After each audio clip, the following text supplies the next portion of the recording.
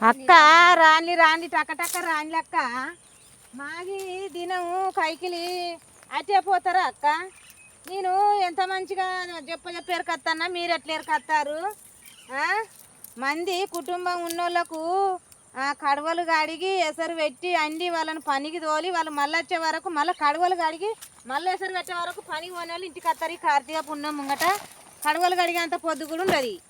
టక్క అందుకోవాలి. ఏ పని దొంగదానికైతే అచ్చిన పొద్దు ఉక్కుతుంది కానీ పని వాళ్ళకి అయితే మాయి దినం మరొక చేయాలి కైకిలి.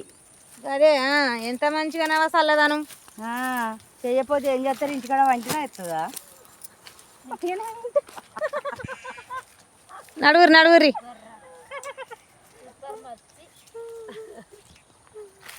సుకునక్క నీకు ఎట్లా కూర్చుంటే బుద్ధి అవుతుందావా పోయే టైంకు నీకు ఎట్లా కూర్చుంటే బుద్ధి అవుతుంది చెప్పవా రా టక్క రా గిది ఇంత అందుకుందాం రా మళ్ళీ ఎక్కడికి అంటున్నావు సగం రాదు పుణ్యానికి ఏం రాలే దాని ధరానికి ఏం రాలే నడువురి మాగిపోద్దు పని ఏం దూగదు ఇప్పుడు పని కాదు ఇప్పుడు సరిగ్గా కొంచెం అంత వెనక ముందు చూడాలి. నేనేం బతికిపోతలే నేను దారకు పెట్టేసేస్తాను. రాత్రి ఎక్కడిది టైమింగ్ 5 కాలే ఇప్పుడు చలికాలం 5 గంటలకే పొద్దుకుద్దే 4:30కే రాండి ఇట్లా రాండి తినకుంటే తీయాలి ఒక్కరోజు అన్నం జీర్ణం అయితే లేదు ఈ చలికి. నడియందాక ఏరియా నాకు న్యాయం కావద్దా నడియందాక మిమ్మల్ని కోసం ఉంచుకోను. నేనైతే రేపు ఎవరికన్నా ఓనా నేను ఇంటికనే ఉంటానా ఈ కాలంలో లేదు. ఇటేరారి అక్క సంచి ముంగడి ఇటు పట్టుకరా ఇటు ముంగడి పట్టుకరా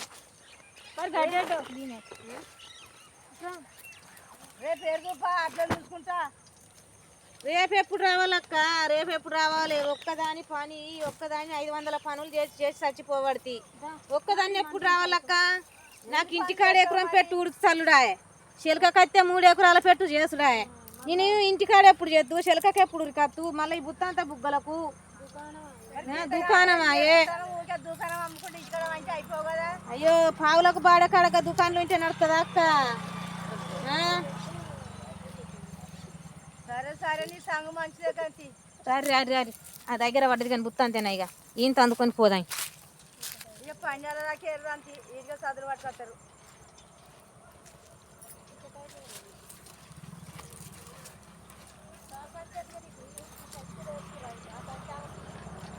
అయిపోయిందా?